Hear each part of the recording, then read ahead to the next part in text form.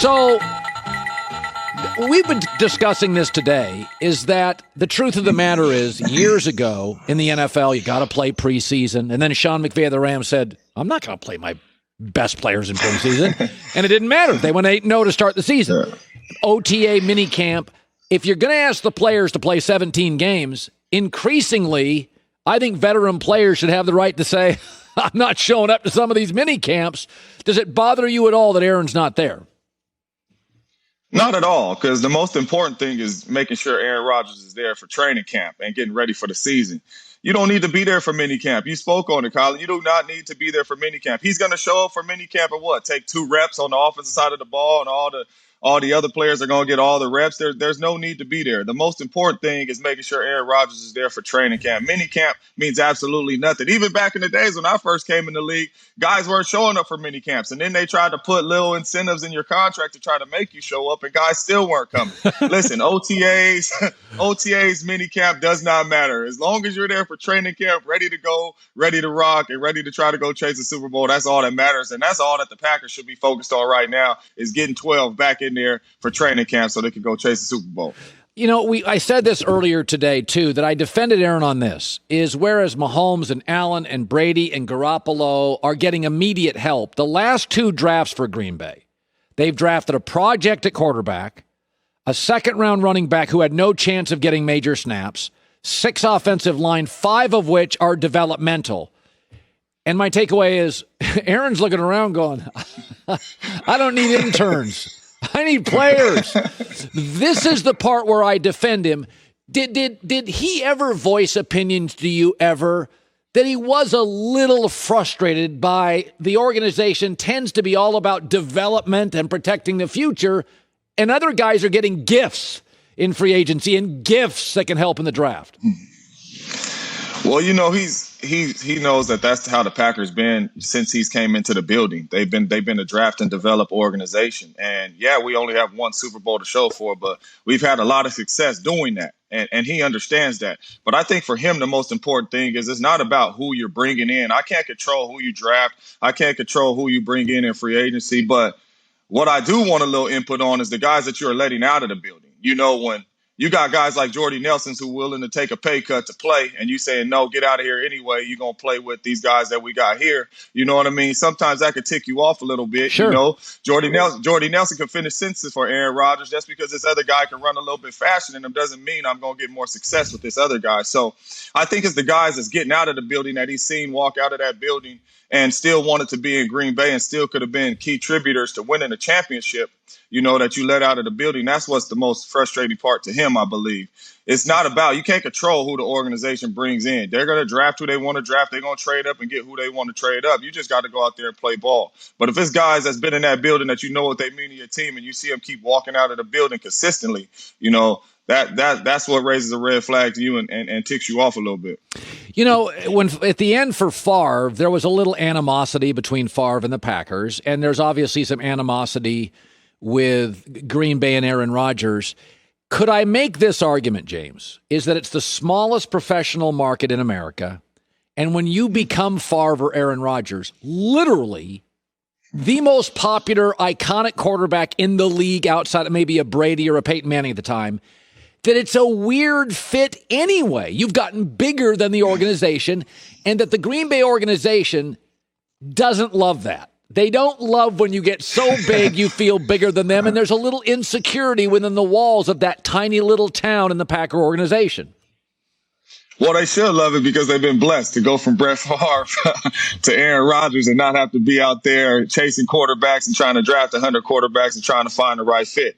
But yes, you're exactly right. It's a small market. You know, the quarterback absolutely does get bigger than the organization, get bigger than the guys up there. And they want to kind of say, look, we're in control. We have this thing. And listen, Aaron Rodgers is fine with that. He just wants, hey, can you listen to me? Hey, I'm out there on the football field with these guys 24/7. I know what certain guys can do and contribute to this ball club. And it's not just on the football field, it's in the locker room as well. You know, it's not like I'm trying to have more power than you and say, hey, man, this is my team. No, it's your team. You're the GM. Let me have a little input on what I see, what I know. I'm with these guys 24/7. But you're exactly right. When you're a quarterback in Green Bay and you have a lot of success like Brett Favre and Aaron Rodgers has had, hey, listen, it's their show. At least that's what it's going to look like, and that's how the fans are going to treat it. But that's not how they went about it. Aaron, basically 3 or 4 of his friends, you're one of his closer allies, have all come out and said the same thing. It's fixable, which tells me if they get rid of the GM, he'd come back. If they don't, like what does fixable mean? Does fixable mean the GM has to be gone? Does fixable mean a public apology? When you say it's fixable, how do you fix it? Well, I've talked to Aaron. I talk to him all the time, and he's told me that it's not about the GM.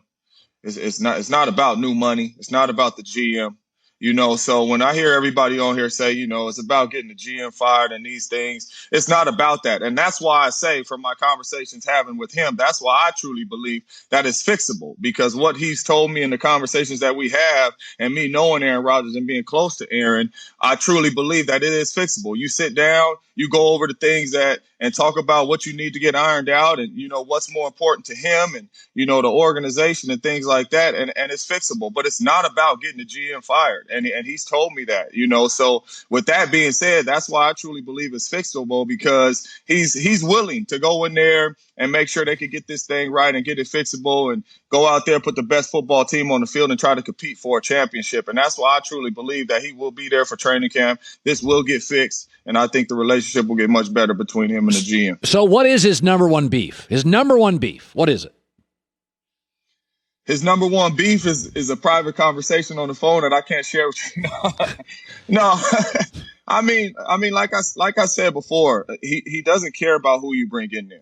He loves his teammates. He's always out there ready to ride for his teammates. And he wants to keep some of the guys that has been in that building, man, that helps his team win, whether you think they may be done. Like I said before, he's seen a lot of guys walk out of that building and leave and go play very good football. And it goes back. It's not just about this past season. It goes back. It's a lot built up into it. It goes back to the Charles Woodsons, the Clay Matthews, the Julius Peppers, the Jordy Nelsons, the James Joneses.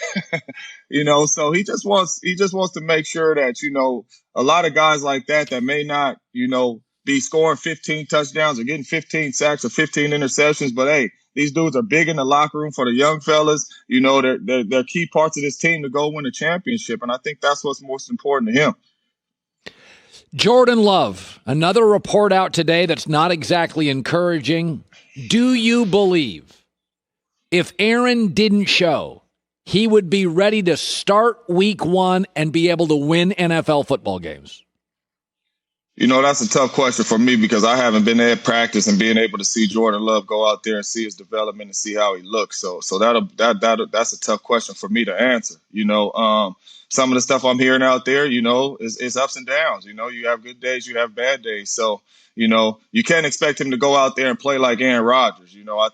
I think that'll be unfair to the young fella. So I don't know how many games they'll win, how well he'll do if he went out there, but you can't expect him to go out there and win 13 games and be Aaron Rodgers and make the throws that Aaron Rodgers makes. So until I get to see a little bit more of him, whether it's some preseason games, whether we're able to make it out here to training camp and see a little bit more of him, I don't have the answer for that for you. When will you talk to Aaron again? I don't know, man.